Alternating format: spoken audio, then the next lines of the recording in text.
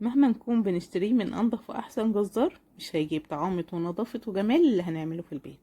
تعالوا النهاردة نعرف مع بعض ايه الاسرار اللي تطلع معانا سجق ممتاز احلى من اللي بنشتريه من الجزار. اول حاجة عشان نعمل السجق هنحتاج لهنك. ده هنك ضاني بيجي من عند الجزار بالشكل ده، بيكون متغلف كتير بالملح كده.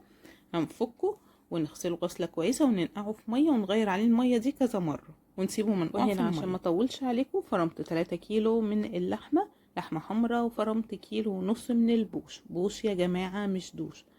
وبالظبط كيلو وربع بوش، وربع كيلو من اللية. تقدروا تستغنوا عن اللية وتستخدموا كله بوش. هفرم عليهم بقى حوالي 12 فص من الثوم، نص كيلو من الفلفل الأحمر سواء الألوان أو الفلفل الأحمر البلدي بتاعنا العادي. ولو مكملين معايا الفيديو ما تنسوش ترفعوا الفيديو بلايك وكمان كومنت. فرمت الفلفل والثوم. هبدأ ان انا بقى اضيف التوابل. ضفت 3 معالق كبار من الملح، ومعلقة كبيرة من الفلفل الاسود الناعم. هضيف كمان معلقة كبيرة من الكزبرة الناعمة، ومعلقة من البابريكا العادية، ومعلقة بابريكا مدخنة. ممكن نضيف كله بابريكا عادية.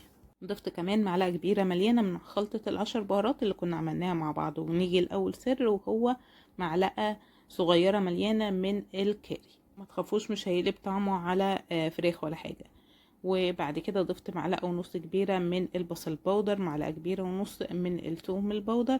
والسر التاني معانا هو معلقة مليانة من الحلبة المطحونة، حلبة مرة مطحونة، وفنجان صغير من الخل. هنبدأ نخلط المكونات دي مع بعضها بس عشان تتخلط معانا كويس وتمشي معانا في الهنكة كويس لازم نضيف لها مية. فالكمية دي انا ضفت لها حوالي لتر مية. بضيف المية بالتدريج لحد ما تتكون عندي عجينة طرية تبقى سهلة كده في ان هي تمشي في الهنك. ولازم بعد ما نقلبها كده كويس وتمتزج كويس نسيبها تتخمر مع بعضها او تشرب من بعضها شوية، وبعدين نبدأ ان احنا نعبيها في الهنك. مش لازم خالص يكون عندكم ادوات خاصة عشان تعملوا السجق. انا عملت جزء كبير من السجق دوت بالقمع العادي خالص، بدككه بكل سهولة في القمع، وببدأ ان انا اعبي اللحمة زي ما بنعمل الممبار كده. العجينة جاهزة معايا، نبدأ بقى نشتغل عليها. الهنك زي ما اتفقنا منقوع في مية، ما ينفعش يخرج من المية خالص. بخرجه على طول على القمع عشان نعبيه واحدة واحدة معاه، عشان هو بيكون رقيق جدا. بس القمع دوت بتاع المفرمة ما اسعفنيش للأسف، لانه في زي جوانب كده. لو قمع ستانلس بيكون افضل كتير. هنبدأ ان احنا نعبي السجق بالشكل ده كده، وزي ما اتفقنا نقدر نعمله بالقمع العادي. وملحوظة مهمة جدا يا جماعة، ان انتوا لو عاملين كمية كبيرة زي اللي احنا عاملينها النهاردة فطلعوا جزء اشتغلوا بيه وجزء سيبوه في التلاجة عشان الجو حر، فاللحمة مش هتستحمل ان هي تقعد الفترة بتاعة تعبئة الهنك دي كلها في درجة الحرارة العادية. خلصت الكمية وتعالوا بقى دلوقتي نبدأ نربط السجق. بمسك السجق كده بالنص تقريبا، ومن منتصف السجق ببدأ ان انا اعمل فراغ كده والفه لفة ولا 2، ونشوف بقى حجم الصباع اللي احنا عايزينه نعمله قد ايه. نبدأ نلفه. يعني انا هسيبكم تشوفوا بعينيكوا افضل من الشرح.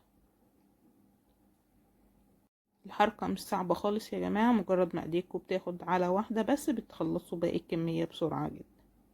ومش لازم طبعا السجقية تبقى كبيرة قوي كده يعني، فانتوا ممكن تعملوها قطع صغيرة، او يعني مش لازم ان هي تكون بالطول ده كله.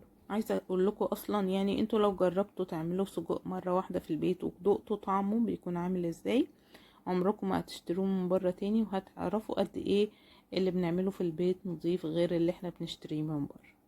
في ملحوظة تانية يا جماعة، انا فرمت اللحمة وش واحد بس، لكن لو هتعملوه من غير هنك، يعني انتوا تقدروا تعملوه من غير هنك عادي جدا.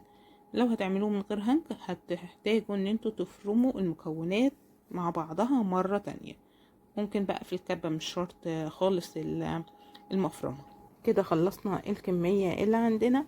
تقدروا بقى تعلقوه يتشمع شوية او تعبوه في اطباق على حسب الكمية اللي انتوا عايزين تطلعوها في كل مرة، وتشيلوه على طول في الفريزر. وفي اخر الفيديو هسيب لكم شكل السجق بعد التسوية كان مع حلويات المذبح. وكالعادة لو وصلتوا معايا لحد هنا بشكركم جدا، وبفكركم لو بتشوفوني لأول مرة ما تنسوش تعملوا اشتراك في القناة وتفعلوا الجرس عشان يوصلكم كل فيديوهاتي، واشوفكم الفيديو الجاي على خير.